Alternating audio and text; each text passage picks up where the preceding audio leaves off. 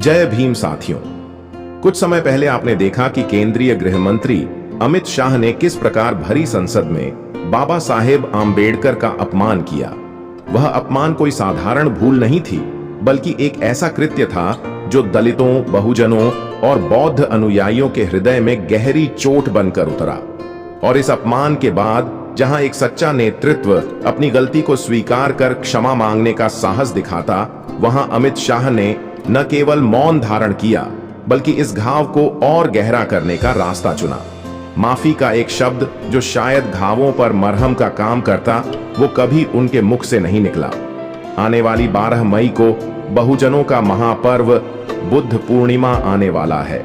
इसके उपलक्ष्य में अमित शाह ने अपने बयान में कुछ ऐसा बोला जिसे सुनकर आपके पैरों तले धरती खिसक जाएगी। मित्रों, आज हम इसी टॉपिक पर विस्तार पूर्वक चर्चा करने वाले हैं। दोस्तों, अगर आप चाहते हैं कि बहुजन समाज के संतों, गुरुओं और महापुरुषों का संदेश और उनकी विचारधारा जन जन तक पहुंचे, तो आप लोग इस वीडियो को लाइक, शेयर और हमारे चैनल को सब्सक्राइब कर सकते हैं। दोस्तों, हम आपको अमित शाह की उस बयान के बारे में बताना शुरू करें, उससे पहले भगवान बुद्ध के जीवन से जुड़ी एक महत्वपूर्ण और ज्ञानवर्धक कहानी सुनाना चाहेंगे। वैशाली लिच्छवियों का गौरवशाली गणराज्य न केवल अपनी राजनीतिक शक्ति के लिए जाना जाता था, बल्कि अपनी संस्कृति, कला और उस अनुपम सुंदरी के लिए भी, जिसे लोग अम्रपाली कहते थे। अम्रपाली का नाम वैशाली में केवल एक व्यक्ति का नहीं, बल्कि एक मिथक का पर्याय था। उसकी सुंदरता ऐसी थी कि लोग कहते थे, जब वह नृत्य करती है तो चंद्रमा भी ठहर कर उसे देखता है। उसकी आंखें गहरी झीलों की तरह थीं, जिनमें डूबने वाला कभी बाहर नहीं आना चाहता था। लेकिन उसकी मुस्कान वह थी जो लोगों के दिलों को चुरा लेती थी। वैशाली की नगरवधू के रूप में अम्रपाली केवल एक नर्तकी या गायिका नहीं थी, वह एक ऐसी आत्मा थी जो हर कला को जीवंत कर देती थी। फिर भी उसके हृदय में एक रिक्तता थी, एक ऐसी खाली जगह जिसे न धन, न यश, न प्रशंसा भर पाई थी। उस सांझ जब अम्रपाली अपने महल के प्रांगण में बैठी थी, हवा में एक अजीब सी शांति थी। उसका महल वैशाली के सबसे भव्य भवनों में से एक था। संगमरमर के खंभों और रेशमी पर्दों से सजा वह स्थान किसी स्वप्न लोक से कम नहीं था। लेकिन उस दिन अम्रपाली का मन उदास था। वह अपने जीवन के उन पलों को याद कर रही थी जब वह एक साधारण बालिका थी, एक ऐसी लड़की जो बागों में फूल चुनती थी, जो अपनी मां की गोद में सिर रखकर कहानियां सुनती थी। वह जीवन कब और कैसे इतना जटिल हो गया, उसे समझ नहीं आता था। क्या यह मेरा भाग्य है? उसने धीरे से स्वयं से पूछा, अपनी नजरें आकाश की ओर उठाते हुए।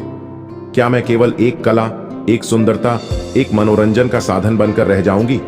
तभी उसके दास ने आकर सूचना दी कि वैशाली में एक नए साधु का आगमन हुआ है।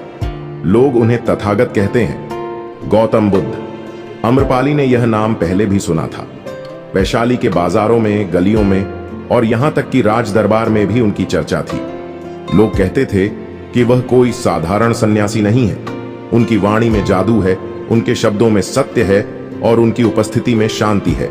कुछ लोग उन्हें एक महान दार्शनिक मानते थे, कुछ उन्हें एक गुरु और कुछ उन्हें एक रहस्य। वह वैशाली क्यों आए हैं? अम्रपाली ने उत्सुकता से पूछा। सुना है वह यहां के लोगों को अपने उपदेश देने आए हैं।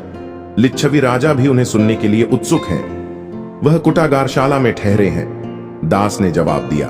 अम्रपाली ने एक गहरी सांस ली। उसका मन अचानक बेचैन हो उठा। उसे नहीं पता था क्यों, लेकिन वह उस साधु से मिलना चाहती थी। शायद इसलिए कि उसने सुना था कि तथागत के पास हर प्रश्न का उत्तर है, या शायद इसलिए कि वह अपने जीवन की उस रिक्तता को भरने का कोई रास्ता ढूंढना चाहती थी। अगले दिन सूर्योदय के साथ अम्रपाली ने अपने सबसे सादे वस्त्र पहने। वह नहीं चाहती थी कि लोग उसे वैशाली की नगरवधू के रूप में देखें। वह केवल एक सामान्य स्त्री बनकर तथागत से मिलना चाहती थी। उसने अपने गहने उतार दिए, अपने बालों को साधारण ढंग से बांध लिया और एक सादी साड़ी में लिपटकर कुटागारशाला की ओर चल पड़ी। कुटागारशाला वैशाली का एक शांत और सुंदर स्थान था, जहां बरगद और पीपल के पेड़ों की छाया में लोग ध्यान और चिंतन के लिए एकत्र होते थे। जब अम्रपाली वहां पहुंची तो उसने देखा कि सैकड़ों लोग वहां बैठे हैं। कुछ सन्यासी थे, कुछ गृहस्थ और कुछ वैशाली के कुलीन वर्ग के लोग। लेकिन सभी की नजरें एक व्यक्ति पर टिकी थीं, जो एक साधारण पीले चीवर में लिपटा शांत और स्थिर बैठा था। उसका चेहरा सूर्य की तरह दमक रहा था, लेकिन उसकी आंखों में एक ऐसी गहराई थी जो किसी को भी अपने भीतर खींच ले। वह गौतम बुद्ध थे। अम्रपाली ने दूर से ही उन्हें देखा। वह भीड़ में शामिल नहीं हुई। वह एक पेड़ की छाया में खड़ी रही, मानो वह वहां की हवा का हिस्सा बन जाना चाहती हो। बुद्ध उस समय अपने शिष्यों से कुछ कह रहे थे। उनकी वाणी इतनी मधुर और स्पष्ट थी कि हर शब्द हृदय में उतर जाता था। उन्होंने दुख, उसके कारण और उससे मुक्ति के मार्ग के बारे में बात की। अम्रपाली ने सुना और उसके मन में एक तूफान सा उठने लगा। वह सोचने लगी, क्या यह वही दुख है जो मैं अपने भीतर महसूस करती हूं? क्या मेरे जीवन की यह रिक्तता भी उसी का हिस्सा है? उस दिन बुद्ध के उपदेश समाप्त होने के बाद लोग धीरे धीरे वहां से चले गए। अम्रपाली अभी भी उसी पेड़ के नीचे खड़ी थी। उसका मन कह रहा था कि वह बुद्ध से बात करे, लेकिन उसका हृदय डर रहा था।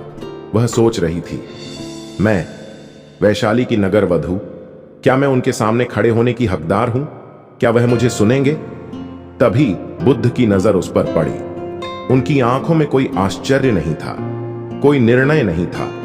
वह केवल एक शांत मुस्कान के साथ अम्रपाली की ओर देख रहे थे, मानो वह उसे बरसों से जानते हों। उन्होंने धीरे से कहा, आओ पुत्री, तुम यहां क्यों खड़ी हो? अम्रपाली का हृदय धड़कने लगा।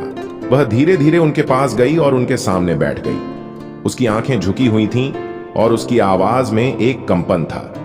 मैं अम्रपाली हूं, उसने कहा, जैसे वह अपने नाम को ही शर्मिंदगी मान रही हो। मैं जानता हूं, बुद्ध ने शांत स्वर में कहा, लेकिन तुम केवल अम्रपाली नहीं हो। तुम एक आत्मा हो जो सत्य की खोज में यहां आई है। बोलो, तुम्हारा मन क्या कहता है? अम्रपाली की आंखों में आंसू छलक आए। उसने कभी नहीं सोचा था कि कोई उसे इस तरह देखेगा। न उसकी सुंदरता, न उसका यश, न उसका अतीत, बल्कि केवल उसकी आत्मा। उसने धीरे से कहा, मैं अपने जीवन से थक गई हूं। मेरे पास सब कुछ है, धन, यश, सम्मान, लेकिन फिर भी मेरे भीतर एक खालीपन है। मैं हर दिन मुस्कुराती हूं, नृत्य करती हूं, लोगों को खुशी देती हूं, लेकिन मेरे भीतर कोई खुशी नहीं है। मैं क्या करूं? बुद्ध ने उसकी ओर देखा और उनकी आंखों में करुणा थी। तुम्हारा दुख इसलिए है क्योंकि तुमने स्वयं को बाहरी चीजों से जोड़ लिया है। धन, सुंदरता, यश, ये सब क्षणिक हैं। वे आते हैं और चले जाते हैं, लेकिन तुम्हारी आत्मा, वह शाश्वत है। जब तक तुम उसे नहीं जानोगी, यह खालीपन बना रहेगा। अम्रपाली ने सिर उठाया। उसकी आंखों में एक नई चमक थी। मैं अपनी आत्मा को कैसे जानूं? मैं इस जीवन से कैसे मुक्त होऊं? बुद्ध ने मुस्कुराते हुए कहा, सत्य का मार्ग सरल है, लेकिन उसे अपनाने के लिए साहस चाहिए। ध्यान करो, अपने भीतर देखो। जो तुम्हें बांधता है उसे छोड़ दो, जो तुम्हें दुख देता है उसे समझो, और जो तुम्हें मुक्त करता है उसे अपनाओ। उस दिन अम्रपाली ने बुद्ध के साथ कई घंटे बिताए। उन्होंने उसे 4 आर्य सत्य और अष्टांगिक मार्ग के बारे में बताया। हर शब्द अम्रपाली के हृदय में गहरे उतर रहा था। उसे ऐसा लग रहा था जैसे वह पहली बार अपने जीवन का अर्थ समझ रही हो। जब वह वहां से विदा हुई तो उसके कदम हल्के थे और उसके चेहरे पर एक नई शांति थी। लेकिन यह केवल शुरुआत थी। अम्रपाली का जीवन अब बदलने वाला था। वह वैशाली की नगर वधू थी, लेकिन अब वह एक ऐसी स्त्री बनना चाहती थी जो अपने भीतर की सत्य की खोज करे। और इस यात्रा में बुद्ध उसके मार्गदर्शक बनने वाले थे। अम्रपाली जब कुटागार शाला से लौटी तो वैशाली की सड़कें वैसी ही थीं, जीवंत, रंगीन और लोगों की भीड़ से भरी। लेकिन उसके भीतर कुछ बदल चुका था। बुद्ध की वाणी उसके कानों में गूंज रही थी, जैसे कोई मधुर संगीत जो हृदय को थाम लेता है। उनकी आंखों की वह करुणा, वह शांति उसे बार बार अपनी ओर खींच रही थी। उसने अपने जीवन में पहली बार ऐसा महसूस किया कि कोई उसे केवल एक व्यक्ति के रूप में देख रहा है, न कि एक नगर वधू, न एक सुंदरी, न एक कला का प्रतीक। उस रात जब वह अपने महल के सबसे ऊंचे कक्ष में अकेली बैठी थी, चांदनी उसके चेहरे पर पड़ रही थी। उसने अपने सामने रखे तांबे के दर्पण में अपनी छवि को देखा। वह चेहरा जो वैशाली के हर पुरुष का स्वप्न था, आज उसे अपरिचित सा लग रहा था। क्या यही मैं हूं? उसने स्वयं से पूछा, या मैं कुछ और हूं जिसे मैंने कभी खोजा ही नहीं? उसके मन में बुद्ध के शब्द गूंज रहे थे, जो तुम्हें बांधता है उसे छोड़ दो। लेकिन छोड़ना इतना आसान नहीं था। अम्रपाली का जीवन वैशाली की संस्कृति का हिस्सा था। वह केवल एक नर्तकी नहीं थी, वह वैशाली की शान थी, लिच्छवियों का गौरव थी। राज दरबार में उसकी उपस्थिति अनिवार्य थी। हर उत्सव, हर समारोह में उसका नृत्य वैशाली की पहचान था। यदि वह यह सब छोड़ देती तो क्या वैशाली उसे स्वीकार कर पाएगी? और सबसे बड़ा सवाल, क्या वह स्वयं को इस नए रूप में स्वीकार कर पाएगी? अगले दिन जब सूरज ने वैशाली को अपनी सुनहरी किरणों से नहलाया, अम्रपाली ने एक निर्णय लिया। वह फिर से बुद्ध से मिलने जाएगी, लेकिन इस बार वह केवल उनकी बातें सुनने नहीं जाएगी, वह उनसे अपने मन की गहराइयों में दबी उलझनों को साझा करना चाहती थी। उसने फिर से सादे वस्त्र पहने, अपने गहनों को त्याग दिया और कुटागार शाला की ओर चल पड़ी। जब वह वहां पहुंची तो बुद्ध अपने शिष्यों के साथ एक बरगद के पेड़ के नीचे बैठे थे। उनके आसपास का वातावरण शांत था, मानो समय वहीं ठहर गया हो। अम्रपाली ने देखा कि बुद्ध के शिष्य, जिनमें आनंद, सारिपुत्र और कई अन्य भिक्षु शामिल थे, उनकी बातों को गंभीरता से सुन रहे थे। उसने दूर से ही प्रणाम किया और चुपचाप एक ओर बैठ गई। वह नहीं चाहती थी कि उसकी उपस्थिति किसी का ध्यान खींचे। बुद्ध उस दिन करुणा और क्षमा के बारे में बोल रहे थे। उन्होंने कहा, हर प्राणी दुख से मुक्ति चाहता है, लेकिन दुख का कारण उसके भीतर ही छिपा है। जब तक तुम अपने क्रोध, लोभ और अहंकार को नहीं छोड़ोगे, तुम्हें शांति नहीं मिलेगी। और जब तक तुम दूसरों के प्रति करुणा नहीं रखोगे, तुम स्वयं के प्रति करुणा नहीं रख पाओगे। अम्रपाली के हृदय में एक हलचल सी हुई। उसने अपने जीवन को याद किया। वह कितनी बार उन लोगों से नाराज हुई थी जो उसे केवल उसकी सुंदरता के लिए चाहते थे। वह कितनी बार अपने भाग्य को कोस चुकी थी, जो उसे वैशाली की नगर वधू बनाकर लाया। लेकिन बुद्ध के शब्दों ने उसे एक नया दृष्टिकोण दिया। क्या वह अपने अतीत को क्षमा कर सकती थी? क्या वह स्वयं को क्षमा कर सकती थी? उपदेश के बाद जब शिष्य धीरे धीरे वहां से चले गए, अम्रपाली ने हिम्मत जुटाई और बुद्ध के पास गई। उसने उनके चरणों में सिर झुकाया और कहा, तथागत, मैं आपके शब्दों को सुनती हूं और मेरा मन उन्हें समझना चाहता है, लेकिन मेरा हृदय भारी है। मैं अपने जीवन को छोड़ना चाहती हूं, लेकिन मुझे डर है। मैं नहीं जानती कि मैं कौन हूं, यदि मैं वह नहीं रही जो वैशाली मुझे मानती है। बुद्ध ने उसकी ओर देखा और उनकी आंखों में वही करुणा थी जो अम्रपाली ने पहले दिन देखी थी। पुत्री, उन्होंने कहा, तुम्हारा डर स्वाभाविक है। हर प्राणी उस पहचान से चिपकता है जो संसार ने उसे दी है। लेकिन सत्य यह है कि तुम वह नहीं हो जो संसार तुम्हें मानता है। तुम एक आत्मा हो जो अनंत है। तुम्हारा यह डर केवल इसलिए है क्योंकि तुमने अभी तक अपने भीतर की उस शक्ति को नहीं देखा। लेकिन मैं उस शक्ति को कैसे देखूं? अम्रपाली की आवाज में एक पुकार थी। ध्यान के माध्यम से, बुद्ध ने कहा। जब तुम अपने मन को शांत करोगी, जब तुम अपने विचारों को देखोगी, तब तुम्हें वह सत्य दिखेगा जो तुम्हें मुक्त करेगा। लेकिन यह यात्रा आसान नहीं है। इसके लिए तुम्हें अपने सुख, अपने भय और अपनी इच्छाओं को छोड़ना होगा। अम्रपाली ने एक गहरी सांस ली। उसने कहा, मैं कोशिश करूंगी तथागत, लेकिन मैं चाहती हूं कि आप मुझे मार्ग दिखाएं। मैं आपके पास आना चाहती हूं, आपके शिष्यों के साथ रहना चाहती हूं। क्या यह संभव है? बुद्ध ने मुस्कुराते हुए कहा, सत्य का मार्ग सभी के लिए खुला है अम्रपाली, लेकिन तुम्हें पहले अपने भीतर की यात्रा शुरू करनी होगी। जब तुम तैयार होगी, तब तुम्हें वह मार्ग स्वयं दिखेगा। उस दिन अम्रपाली ने बुद्ध से ध्यान की प्रक्रिया सीखी। उन्होंने उसे बताया कि वह हर सुबह और सायं कुछ समय अकेले बैठे, अपनी सांसों पर ध्यान दे और अपने विचारों को बिना जकड़े केवल देखे। अम्रपाली ने यह अभ्यास शुरू किया। हर दिन वह अपने महल के एकांत कक्ष में बैठती और ध्यान करती। शुरुआत में उसका मन भटकता था। वह अपने अतीत, अपने भविष्य और वैशाली की अपेक्षाओं के बारे में सोचने लगती थी। लेकिन धीरे धीरे वह अपने मन को शांत करना सीखने लगी। कुछ सप्ताह बाद वैशाली में एक बड़ा उत्सव होने वाला था। लिच्छवी राजा ने अम्रपाली को अपने दरबार में नृत्य के लिए आमंत्रित किया। यह एक ऐसी परंपरा थी जिसे अम्रपाली कभी टाल नहीं सकती थी। लेकिन इस बार उसका मन उस नृत्य में नहीं था। वह सोच रही थी कि क्या वह इस बंधन को तोड़ सकती है। उसने अपने दास को बुलाया और कहा, राजा को सूचित करो कि मैं इस बार नृत्य नहीं कर पाऊंगी। मेरा स्वास्थ्य ठीक नहीं है। यह वैशाली में एक अभूतपूर्व घटना थी। अम्रपाली, जो कभी किसी उत्सव से अनुपस्थित नहीं रही थी, ने राजा के निमंत्रण को ठुकरा दिया। यह खबर आग की तरह फैली। कुछ लोगों ने कहा कि वह बीमार है, कुछ ने कहा कि वह अभिमान में चूर हो गई है। लेकिन अम्रपाली के मन में केवल एक विचार था, वह अपने जीवन को बदलना चाहती थी। उसी रात जब वैशाली उत्सव की रोशनी में नहाई हुई थी, अम्रपाली अपने महल के प्रांगण में बैठी थी। उसने अपने सामने अपने सारे गहने, रेशमी वस्त्र और वह सब कुछ रखा जो उसकी नगर वधू की पहचान का हिस्सा था। उसने एक एक चीज को देखा और फिर धीरे धीरे उन्हें एक ओर रख दिया। यह केवल वस्तुओं का त्याग नहीं था, यह उसकी पुरानी पहचान का त्याग था। लेकिन यह निर्णय आसान नहीं था। अगले दिन जब लिच्छवी राजा के दूत उसके महल पहुंचे तो उन्होंने अम्रपाली को चेतावनी दी। तुम वैशाली की नगर वधू हो, उन्होंने कहा। तुम्हारा यह कर्तव्य है कि तुम हमारे उत्सवों को सुशोभित करो। यदि तुम ऐसा नहीं करोगी तो वैशाली तुम्हें कभी क्षमा नहीं करेगा।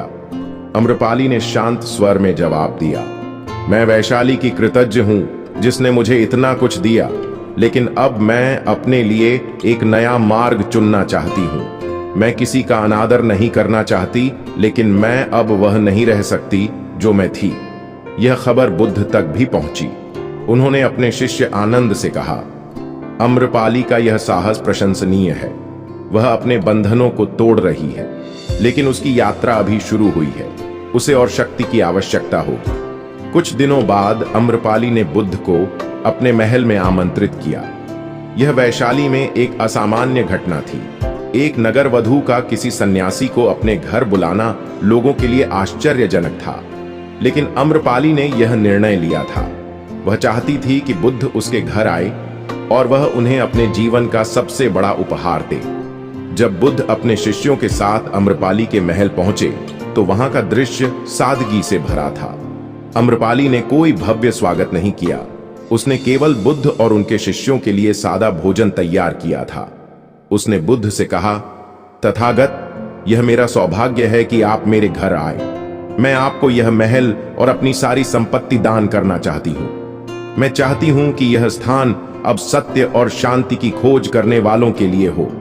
बुद्ध ने उसकी ओर देखा और कहा, तुम्हारा यह दान केवल संपत्ति का दान नहीं है अम्रपाली, यह तुम्हारे हृदय का दान है। लेकिन सच्चा दान तब होगा जब तुम अपने भीतर के बंधनों को पूरी तरह छोड़ दोगी। अम्रपाली की आंखों में आंसू थे। उसने कहा, मैं तैयार हूं तथागत, मैं आपके मार्ग पर चलना चाहती हूं। अम्रपाली के महल में उस दिन एक अनोखी शांति थी। बुद्ध और उनके शिष्यों ने भोजन ग्रहण किया और वह क्षण जो वैशाली के इतिहास में अमर हो गया, अम्रपाली के लिए एक नई शुरुआत का प्रतीक था।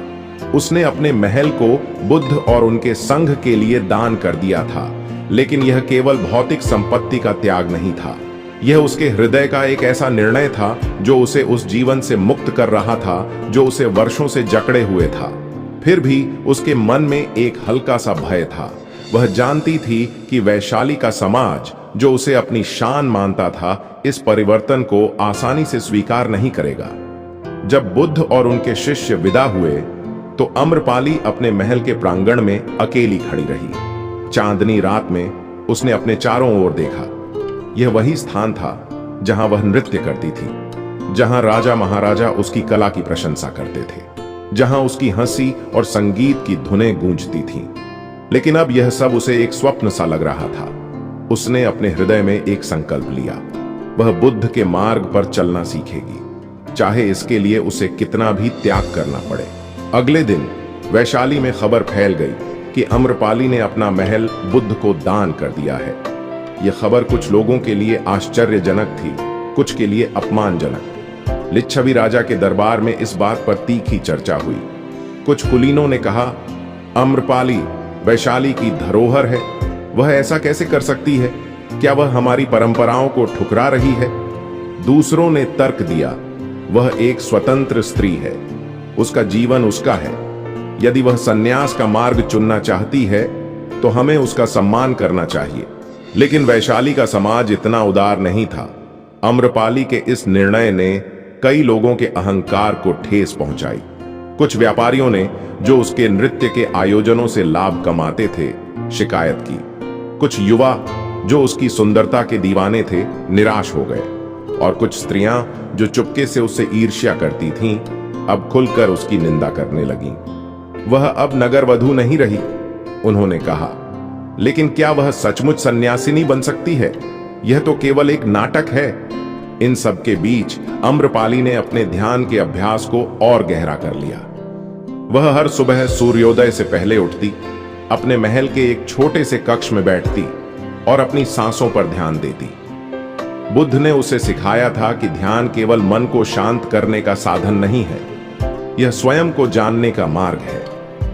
अम्रपाली ने धीरे धीरे अपने विचारों को देखना शुरू किया। वह देख रही थी कि कैसे उसका मन बार बार अतीत की स्मृतियों में खो जाता था। वह दिन जब उसे वैशाली की नगर वधू चुना गया था, वह रातें जब वह राज दरबार में नृत्य करती थी, और वह पल जब वह अकेले अपने कक्ष में रोया करती थी। लेकिन ध्यान ने उसे एक नई शक्ति दी। उसने देखा कि ये स्मृतियां केवल विचार हैं, जो आते हैं और चले जाते हैं। वे उसकी सच्चाई नहीं है। उसकी सच्चाई उस शांति में थी जो उसे ध्यान के क्षणों में मिलती थी। उसने बुद्ध के शब्दों को याद किया, सत्य वह है जो तुम्हें मुक्त करता है। और उसे पहली बार लगा कि वह उस मुक्ति की ओर बढ़ रही है। कुछ सप्ताह बाद अम्रपाली ने बुद्ध से मिलने का निश्चय किया। वह कुटागारशाला गई, जहां बुद्ध अपने शिष्यों के साथ ठहरे थे। इस बार उसने और भी सादे वस्त्र पहने थे, एक सादी सफेद साड़ी, बिना किसी आभूषण के। जब वह बुद्ध के सामने बैठी तो उसकी आंखों में एक नई चमक थी। उसने कहा, तथागत, मैंने आपके बताए मार्ग पर चलना शुरू किया है। मैंने ध्यान करना सीखा है और मुझे अपने भीतर एक शांति मिल रही है। लेकिन मैं और आगे जाना चाहती हूँ। मैं आपके संघ में शामिल होना चाहती हूँ। मैं एक भिक्षुणी बनना चाहती हूँ। बुद्ध ने उसकी ओर देखा और उनकी मुस्कान में एक गहरी स्वीकृति थी। अम्रपाली, उन्होंने कहा, संघ का मार्ग कठिन है। यह केवल बाहरी त्याग का मार्ग नहीं है, यह भीतर के बंधनों को तोड़ने का मार्ग है। क्या तुम इसके लिए तैयार हो? अम्रपाली ने दृढ़ स्वर में कहा, मैं तैयार हूं तथागत। मैंने अपने जीवन में सब कुछ देखा है, धन, यश, सुख, लेकिन जो शांति मुझे आपके शब्दों में मिली वह मुझे कहीं और नहीं मिली। मैं उस शांति को अपनी सच्चाई बनाना चाहती हूं। बुद्ध ने कुछ क्षण मौन रखा, मानो वह अम्रपाली के हृदय की गहराई को देख रहे हों। फिर उन्होंने कहा, तुम्हारा यह संकल्प प्रशंसनीय है, लेकिन संघ में शामिल होने से पहले तुम्हें अपने कर्तव्यों को पूरा करना होगा।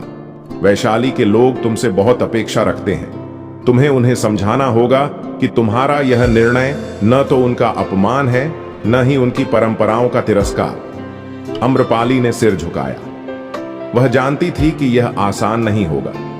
वैशाली का समाज उसे आसानी से नहीं छोड़ेगा, लेकिन उसने ठान लिया था कि वह अपने मार्ग पर अडिग रहेगी। उसी शाम अम्रपाली ने लिच्छवी राजा को अपने महल में आमंत्रित किया।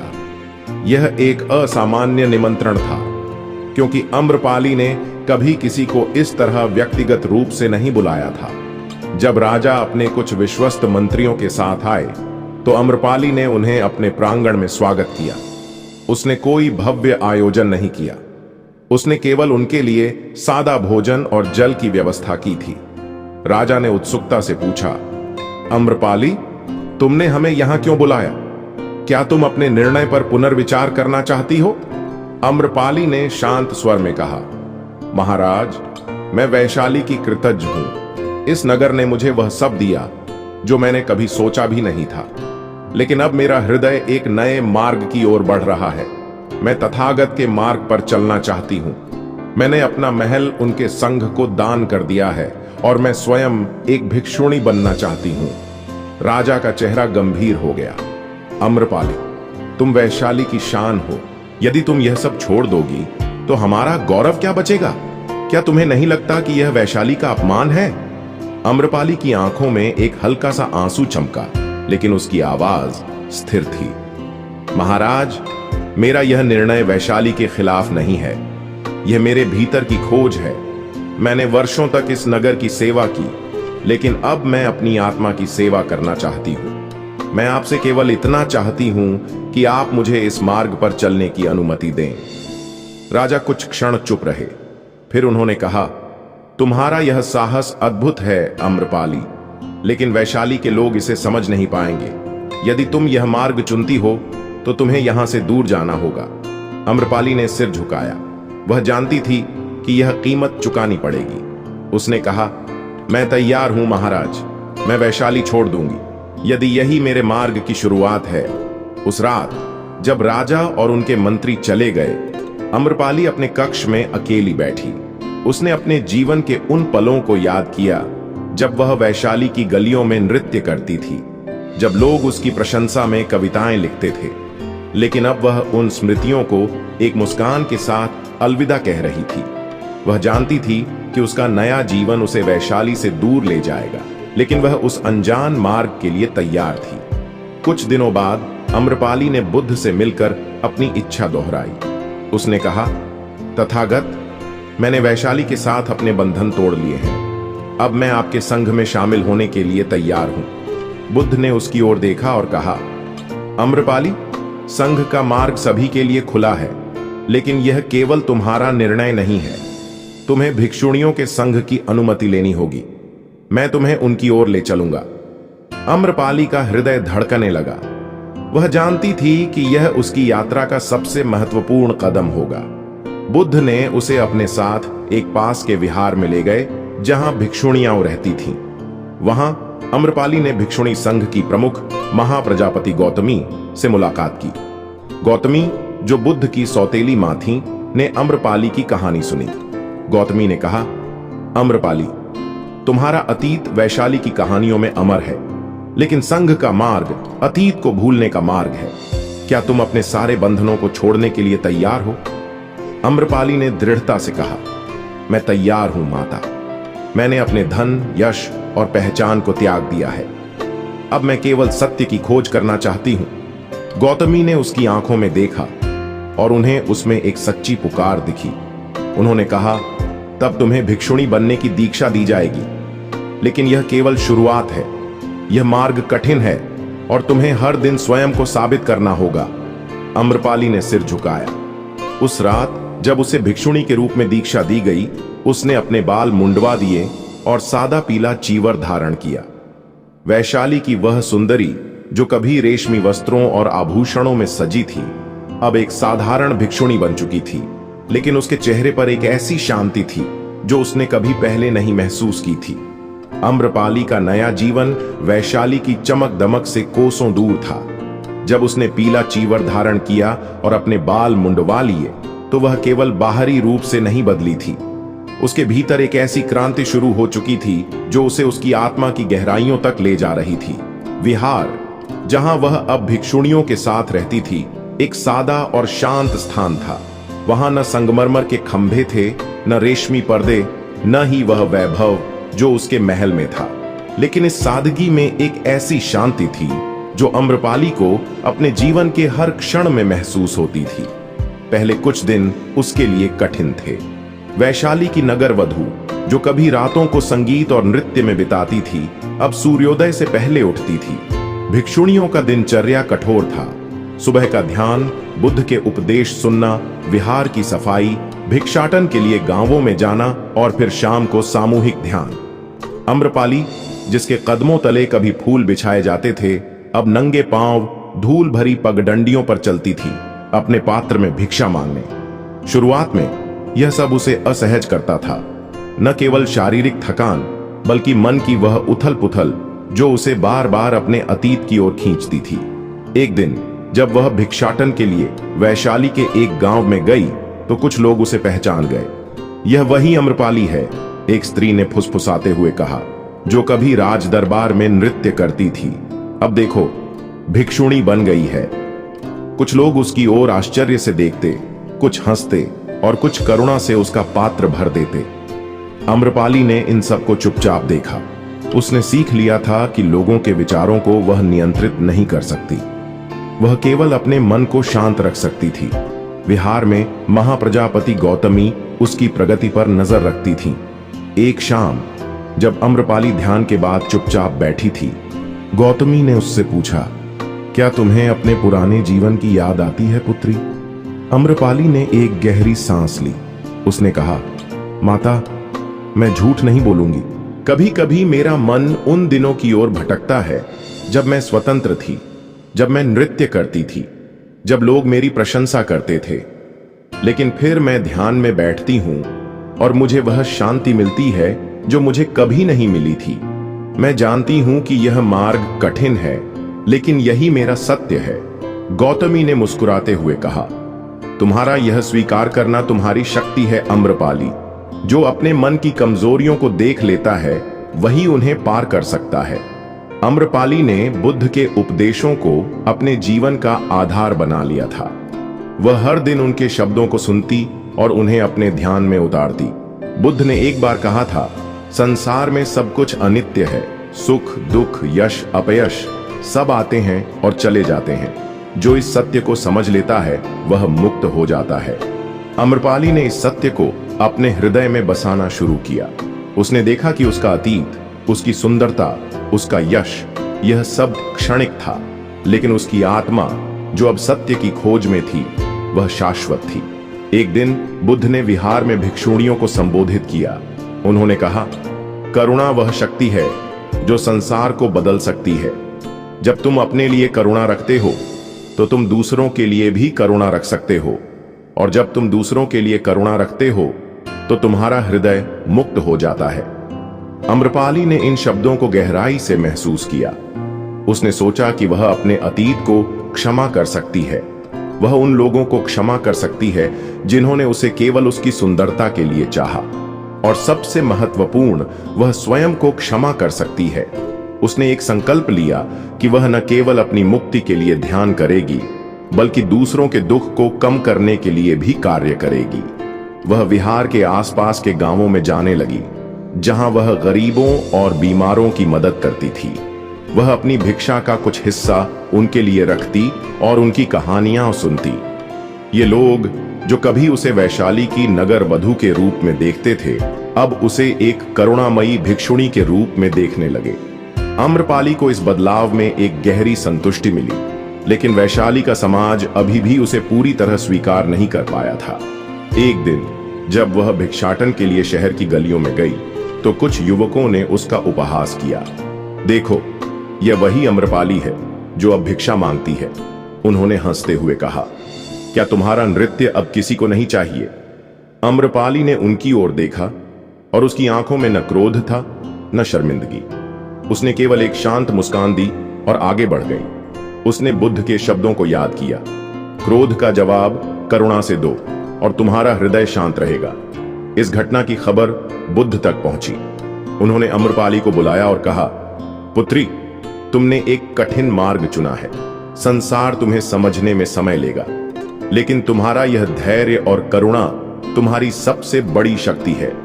अम्रपाली ने कहा, तथागत, मैं अब समझती हूं कि मेरी सच्ची स्वतंत्रता दूसरों के विचारों से नहीं, बल्कि मेरे अपने मन की शांति से है।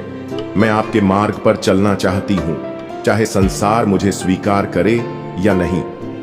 बुद्ध ने मुस्कुराते हुए कहा, तुमने सत्य को देख लिया है अम्रपाली, अब तुम्हें केवल इसे जीना है। दोस्तों, अब हम आपको अमित शाह द्वारा दिए गए उस बयान के बारे में बताएंगे। केंद्रीय गृह मंत्री अमित शाह ने भगवान बुद्ध की महानता को नमन करते हुए एक ऐसा वक्तव्य दिया जो न केवल हृदय को स्पर्श करता है, बल्कि आत्मा को झंकृत कर मानवता के उच्चतम आदर्शों की ओर प्रेरित करता है। उन्होंने कहा कि भगवान बुद्ध एक ऐसी अलौकिक विभूति हैं जिनकी करुणा, दया और मानवता का प्रकाश भारत की पवित्र धरती से निकलकर समूचे विश्व को आलोकित करता रहा है। यह करुणा कोई साधारण भाव नहीं, बल्कि वह सागर है जो हर प्राणी के दुख को अपने में समेट लेता है। यह दया वह सूर्य है जो अज्ञान के अंधकार को चीरकर ज्ञान का उजाला बिखेरता है, और यह मानवता वह पथ है जो हमें स्वार्थ की संकीर्ण गलियों से निकालकर विश्व कल्याण के विशाल मार्ग पर ले जाता है।